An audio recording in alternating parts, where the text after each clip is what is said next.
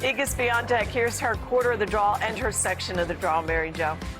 Well, she's in the same quarter with Coco, so she got a difficult draw. But I think in the beginning rounds, looks pretty favorable. Clervy, the young American, just won nationals, got the wild card. She's going to be good. Very good. Very strong, hits the ball big serve. So look out for her. I would love for her to get through. I know she's an Aussie, Darren.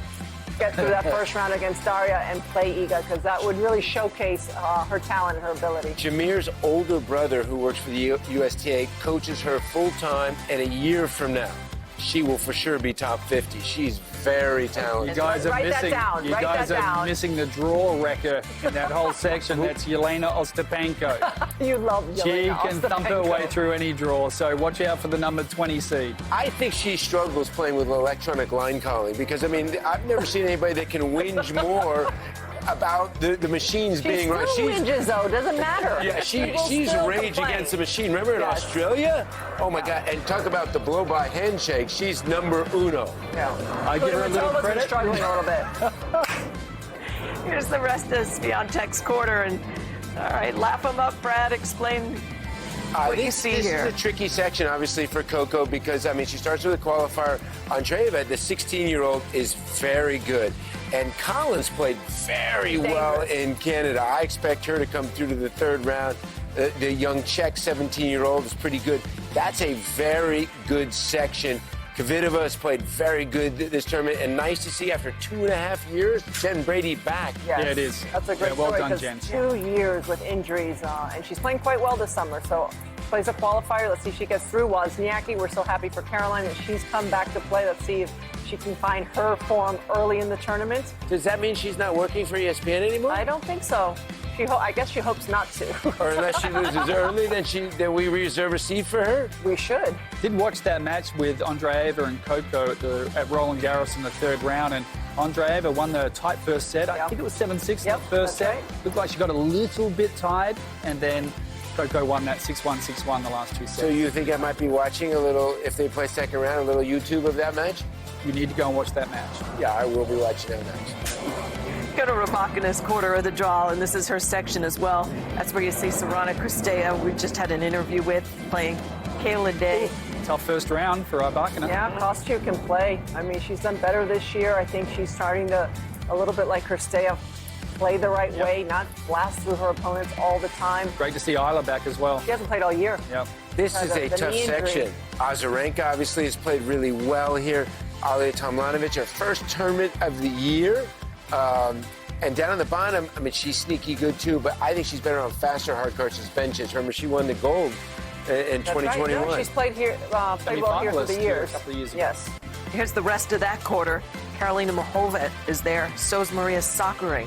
Yeah, Muchova did well last week, getting to the finals of Cincinnati, where she lost to Coco.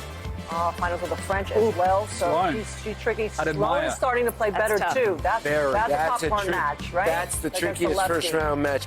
Muchova to me is very underranked where she is. She just hasn't been able to play one full healthy year. But if she stays healthy, she's in the top 10 now for the first time. So that's where she belongs. But she's never had a full healthy year. If she can stay healthy the whole year, I think she could be top 5. And Sakkari, let's see if she can get back at least to the semis. What she did here a few years ago. She struggles with the nerves on the big stage, but she was great in the interview. She admitted to it, and she said she has to be more relaxed. Does she not, like, she kind of stresses herself out? She said the last couple of majors. To the bottom half of the draw we go, and this is Jess Pegula's quarter. This is the top half of that quarter. Well, Pegula had a great tournament in Canada, coming through, beating Świątek and Coco. Looked a little flat in Cincinnati, looked a little tired, didn't do as well. But I think these conditions should be perfect for good players in that bottom section. Yes, a lot of good players. Fernandez, Andreescu, Sorenko, Dresian. Yeah, and you know, it's really... and Vondra, that's loaded. That's a loaded section. But you know who, remember, came in here last year, the hottest player? She comes in really struggling as Garcia. Yeah. This time last year, she was doing really well. Made it all the way to the semis. Beat Coco in the quarters. She can get hot, though, at any moment. She reminds me a little bit of Ostapenko. Like, all of a sudden, she gets hot. She's returning inside the court by a couple feet, and she puts a lot of pressure on you. You know, I call those kind of players the microwave. There you go. Yeah. Yeah, you just hope that they're on defrost. Whatever that meant. Let's go to Jess Pegula's section of the draw, and thinking would like her section of the draw if she can get past first round, Mary Jo, because Camilla Giorgi's somebody who's There's going to blow another up a one. draw. Exactly. She can blow it up early. She likes to play the better players. I think she feels less stress, and she goes for it. 2 first serves, and then she's going to blast her way through. I think Pegula is going to be a little bit too solid and consistent for her. But you have Svitolina, who's been a great story this year. She's back to a seed already. It's incredible. What an effort! Like that's a round of applause Yes, to Melina. absolutely. And Back to a Madison seed Keegan's already. playing And better, too. you know what's even more amazing? I saw her in Cincinnati. She's seated here. She's playing. She was wearing a walking boot. Well, she got hurt. She didn't Yeah, play. she was wearing a walking boot. Apparently, she couldn't hit a ball for like a week because she had to pull out of Cincinnati. I mean, so hopefully she's okay. I tell you what, look, the 14 seed, she was playing well. Sansonova, nobody gets cheated of a big crack like she plays over aggressive. Yeah, so if Keys and Samsonova are playing a third round, that is a big hitting match if they get through. I mean, there's the catcher's not putting down the number 1 sign. That's a 0 sign. They both go big and bigger. Final quarter of the draw, Aryna Sabalenka. This is her quarter. Top section of that features Ons Jabeur. What do you think of Sabalenka in practice today, Brad? You know what? She has a interesting game. She plays big, but she needs the ball in a small pocket. If you can get the ball up, make her move.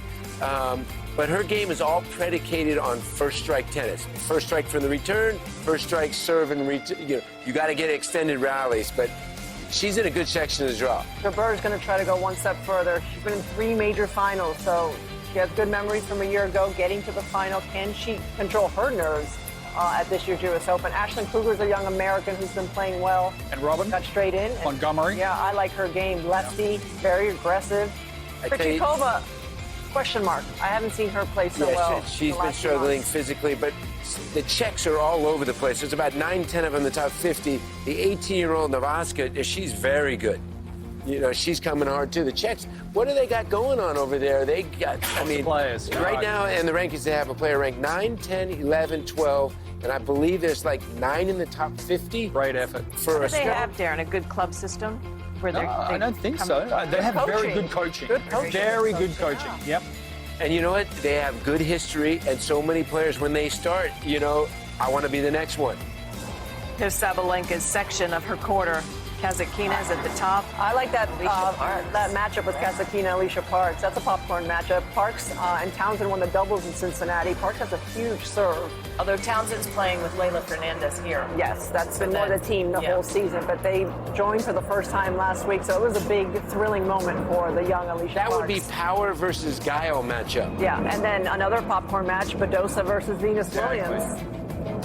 Yeah, Venus has been putting in the hard yards on the practice court. She's been working hard. How's Badosa's Yep. health? she's been Question struggling. mark. Yeah, question mark. Yep. But I read a quote the other day that, what is it, Sitsidova, since she's going out with Tsitsipas, she gets the brother as a hitting partner. That's part of the bonus. They make him hit with her. That's not bad. Did He's you- good. I don't know, maybe I don't that's hear just- these things. I don't know where you get this I stuff read from. it on Twitter. I don't know Oh, if it's then it good. must be I do true. not. Chris Ganbar here, Dallas, Texas. Best muscle video on YouTube. We are so excited to see Iga Świątek taking the court in 3 days. It'll be on Monday morning here in the United States. Right now I'm filming in a suburb of Dallas, Texas. And one of the things that I think most people are talking about today as far as Świątek and the U.S. Open is, are we going to see a rematch between Coco and Iga? And I think this is probably going to happen. And it'll happen early on in the tournament, 4 or 5 matches in. Of course, pending if Coco and Iga win all those early matches, which we're confident Świątek will. Coco, to be honest, is a little bit inconsistent, but she definitely has all the momentum going with her, especially with her new coach, Brad Gilbert. He used to coach Andre Agassi back in the day, if you guys remember that. But that will be super interesting to see if Gauff could beat Świątek again, this time in a Grand Slam. Świątek has beaten Coco seven times, and Coco getting her first win against Świątek in the Cincinnati Open just a few days ago in the semifinals. Of course, Świątek won the U.S. Open last year, and she's going to try to defend that She beat Ons Jabeur in the final last year. Hope you guys. I get so many comments on this shirt that I wear. A lot of people call this a sweatshirt. It's more like a long sleeve shirt, as we say in the U.S. For those of you who don't know, this means Poland, and I got the Poland flag behind me right now. And was really excited this afternoon seeing the draw come out. It's a big deal to see the U.S. Open draw ceremony, and it's not fully complete. There's some qualifiers who are playing in the qualies right now, and we'll see one of those lucky few young women who make it into the main draw of the U.S. Open. And you never know what's going to happen. Of course, I mean, Emma Raducanu was came out of the qualies and then won the whole thing.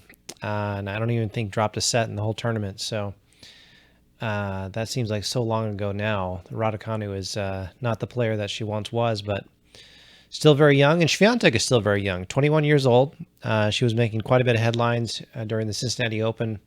She played in Canada before that.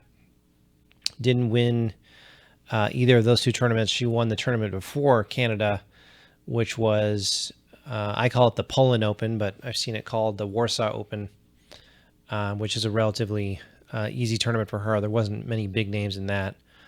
But everyone, of course, wanting to do well in the U.S. Open. It's a very exciting Grand Slam for the very few people who might be watching right now who haven't seen the U.S. Open. It's the energy is high. I think it's, of course, the Super Bowl of tennis is Wimbledon, but the energy is just higher at the U.S. Open, especially being over there in New York. It's higher than the Australian Open. It's higher than the French Open. New York is a different beast. So we'll see what happens with that. A lot of Polish people in New York too. So many Polish people in New York. Right now I'm in DFW, and I can tell you that there's not a lot of Polish people in this metroplex and here in Dallas. But so many Polish people up there in the Northeast. I remember when Iga won the final at the U.S. Open last year. She was met with a ton of Polish people, and in her like post-match interview, not on court. She did it just outside of the main arena there, and that was a lot of fun to see. So please comment on the shirt. I love seeing that. I hope I get some Polish comments below this video. If not, I will be covering this Grand Slam very closely. It's going to be on ESPN here in the United States. We're going to get the Chris Fowler, who's a wonderful tennis analyst. I love him. Follow him on Instagram. He's so cool. He talks a lot about life and fitness and all that stuff. Chris Fowler. And, of course, we're going to get the John McEnroes, the Patrick McEnroes commentating, and, of course, the Chris Everett, Mary Jo Fernandez, and a few others. I always forget their names, but they do such a wonderful job. This is a fully staffed, wonderful event by ESPN and by all the people who work so hard at the WTA, and it's just going to be wonderful to see. So I'm excited. Hope you're excited. Hope you enjoy the flag. Hope you enjoy the shirt. Hope you enjoy me. Hope you enjoy Best Muscle Video. Please subscribe and come back here. Iga Świątek playing on Monday morning, round 1, 2023 U.S. Open.